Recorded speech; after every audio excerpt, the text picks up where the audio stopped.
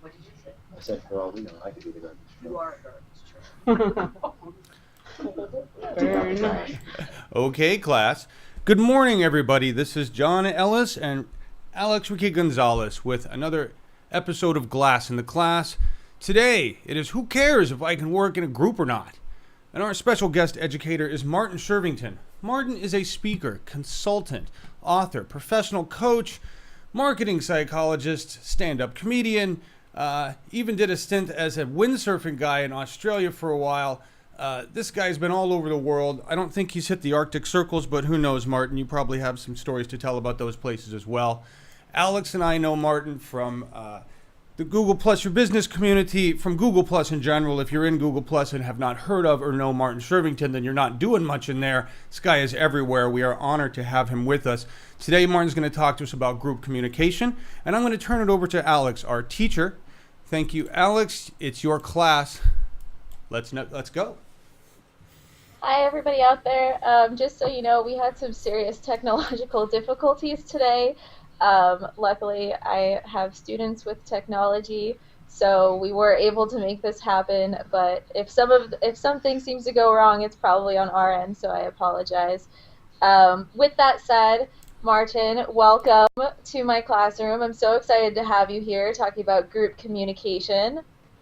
Thank you for the invite, and thanks to John for the intro. Before we get into anything, is there anything you want to add to that intro? Why do you think I had you come into my classroom to talk about group communication? I don't know. Let's find out. So anything I want to add, apart from the slight background noise of a truck, apologies for that. I'll add that I'm in San Diego right now. I'll even move around so you can see by the beach. There we go. Not quite the Arctic Circle, and I'm delighted with that fact. In terms of me coming into the class, I guess you've seen me, Alex, work on a lot of projects on Google Plus and bring groups of people together, and that may well be useful from a story point of view of how you can use Google Plus and Google Drive and Google Hangouts and all these different aspects to really collaborate in a way which people may not realize. So on that note, you're right. You use so many different components of Google and what we would call different technologies to create these collaborative spaces. How do you see technology changing collaboration? How do you see technology changing group work? Let's take one example of a personal experience when I started using Google Drive, which was 2 years ago, and then I really got into it when I bought a Chromebook about a year and a half ago. That, and until that point, is everyone in the class familiar with Google Drive? So pretty much.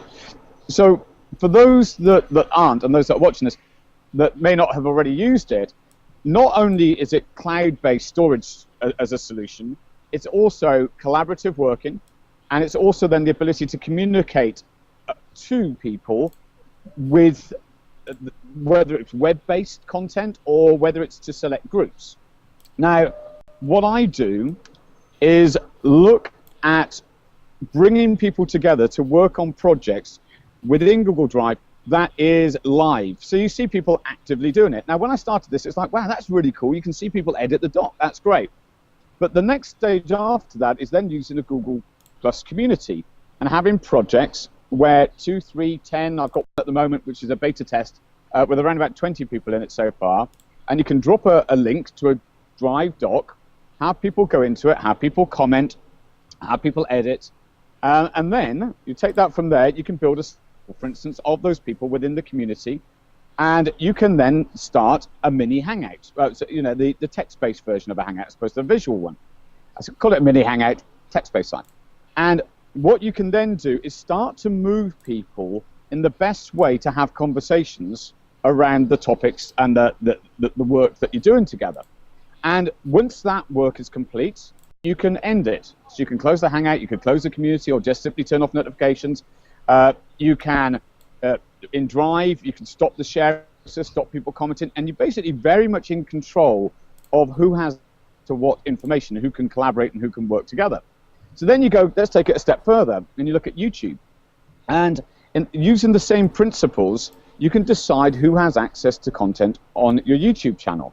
So you could be recording a video, you could be using a Hangout, for instance, and then afterwards say, oh, I really want that small group of people, I want that circle of people to see that content, but nobody else. So you can use the settings feature within YouTube to allow just those people. And they can then collaborate on a comment thread, and you could put that in a community, or you could even then be linking it into Drive, and so on. So you find that there's a flow of information, and you bring the right people together based upon whoever's really leading the project. So that's how I use it. So this collaboration in these communities, Seth Godin, I think it's kind of a similar idea of tribes that Seth Godin talks about. Do you see businesses moving into more of that collaborative tribe building rather than what we used to see, where it was mass production of information and sending out a singular mass message? I think I love Seth Godin. So, I remember from 2001 when I first read Permission Marketing, I was like, okay, this is different. And I think he's kept going with that. And I think with tribes, you can actually take the concept of tribes further on Google+, rather than the technology side, rather than the system side that I spoke about. And let's talk first about the culture. I mean, one of the things that Google+ has is and for often people go, well, it's weird. Everybody's helping each other. Everyone is collaborating in a very open space. And I think that is a cultural shift. I think the technology has enabled people to go, hey, let's just see what happens here. Let's allow the relationships to create the form. Let's just, as opposed to going, I'm trying to do this bit of business, let's have conversations. And instead of being fixed in who we are and how we do things, we take that information and it allows us to change ourselves and the people around us. And I think as that happens, it's growing out that the tribes build around people, around communities in particular, that relate to the people's approaches within those communities. And it's not just one tribe. There are hundreds of thousands of these cultures, subcultures forming on Google+, based around interests, based around individuals. And I think that the technology allows you to feel connected to people. And that's what Google set out to do, is, they're looking to connect people in new ways. And if you take the example of the public access that you have to pretty much anybody in the world, if you get their attention, then you're able to have a conversation. You're able then, potentially to send a private message, to have a hangout, to get face-to-face. Interviewing people is a really good way of connecting. And that allows people to have ease of relationship. And that's really one of the aspects, that's the behavioral aspect within that tribe, is people getting on. And people being able to say, hey, David Amland, do you want to work on this project? And we put for those that don't know, David is the Google Semantic Search guy. We put a 12-week free course together for the community for Plus Your Business, just because we said, well, we get on. I'm sure we could handle working together for however many days that we need to do to pull this together. Let's do it. And that's what happens. And it's very fast. And I think that if people haven't yet realized that this is going on, there's a huge party going on Google+ that is based around finding people that you relate to and projects that you could work on, but you probably won't know what they look like yet. John's going to stand up. Yeah, I can see him.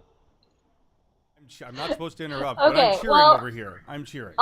On that note, does anybody want to ask a question at this time?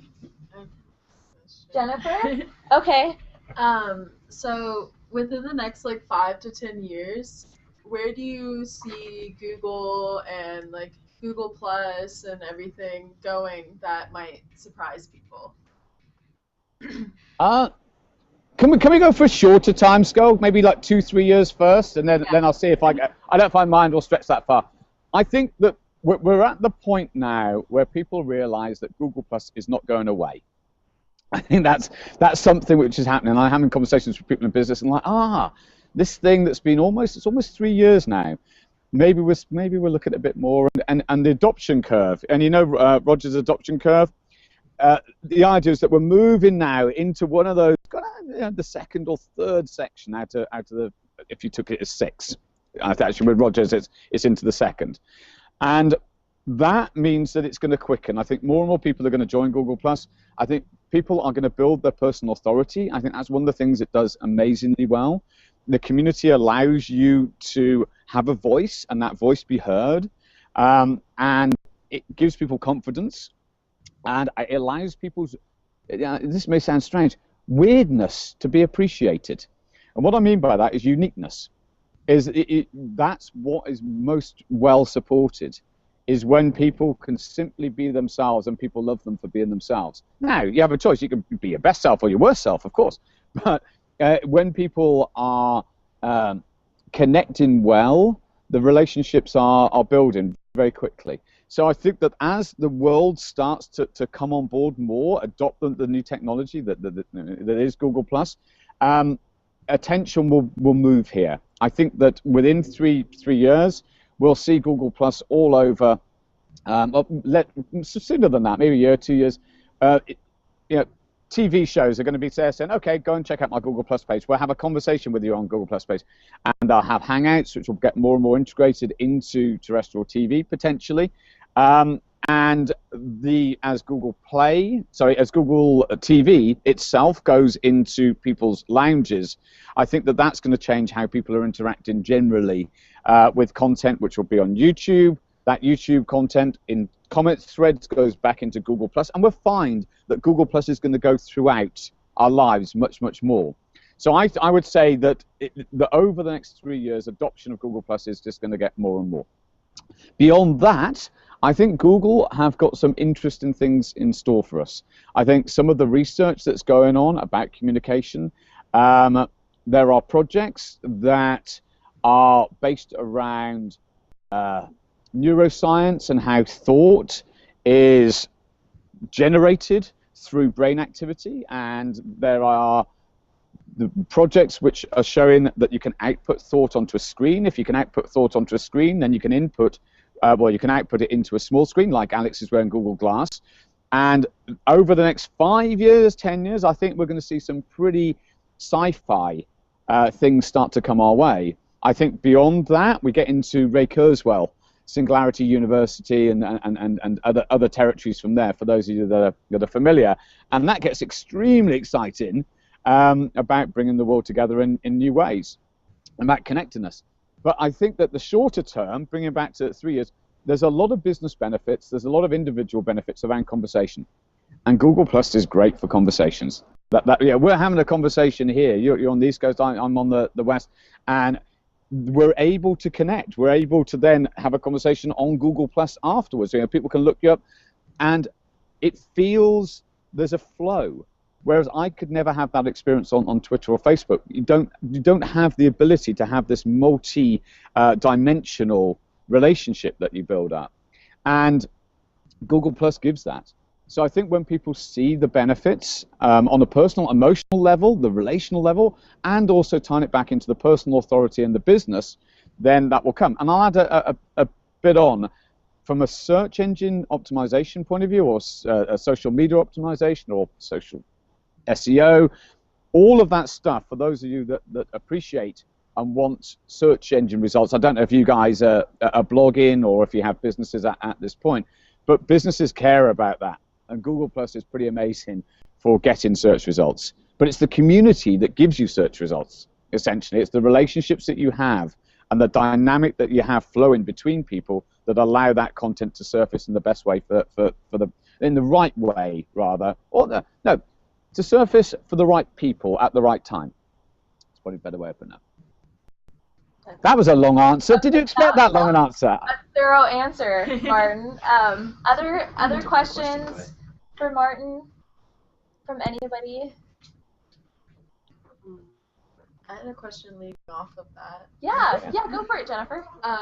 So Google Plus right now has like a really close-knit community and a very open community, right? So how do you think Google Plus will be able to keep that great community the bigger it gets and the more people it involves? I think we've already seen this happen in phases. It comes down to the relationships have already been formed, and the people who have connected and are working together, then the collaborative thing really does matter. The more they meet up online and the more they meet up offline, they're just relationships then. It doesn't matter if it's Google Plus or not. Google Plus becomes the technological medium. This is people, and it just happens that this is the platform that is the best for doing this in our opinion and many other people's opinion. So when you look at it, is what happens then when new people come in to an existing dynamic? One of the things, and in fact Robert Ryan, who I hope he sees this, he created a graphic. He's from the Google Plus community. I approached him and said, would you like to create an infographic? And he did it for plusyourbusiness.com. And I said, I'm going to let you have creative space on it. You do what you want to do. He goes off, and he's only been on Google Plus for a few months, but he's already started to get people's attention. He's being himself. He's doing something different. And he's doing a really good job at amplifying how he's doing what he's doing, giving that back to the community as well. And the model really is have conversations where people notice you. And this is something he's just posted now. And if you turn up at a party and you start talking to people, then often they're going to engage back. And I think that's the thing with the people that have got an existing set. We know how this works.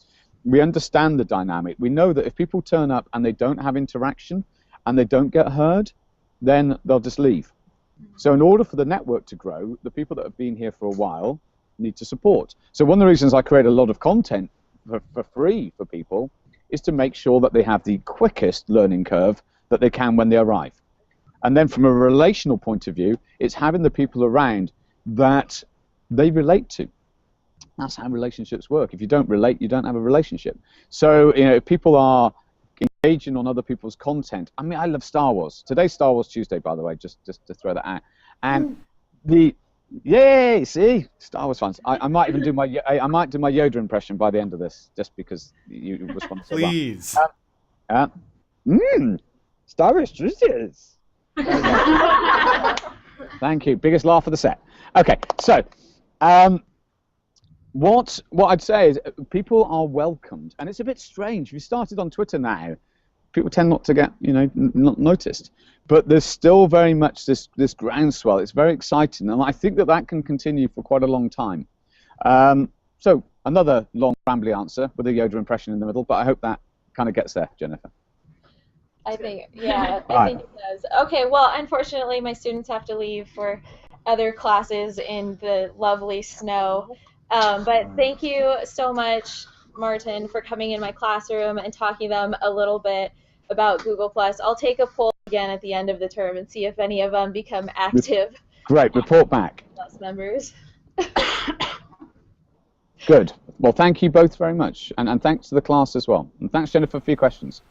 Awesome. Thank you all. This has been Glass in the Class with Martin Shervington and Alex Ricky Gonzalez at Kent State University. If you're an educator and you're interested in being a part of Glass in the Class, please contact Alex and I in Google+. Join the Plus Your Business community and hit everybody up. We are there and having a good time engaging. Join us in 2 days for Yifat Cohen on Glass in the Class for another episode. We will see you all very soon. Thank you for Alex and I, SEO Wise, and Glass in the Class. Have a good day.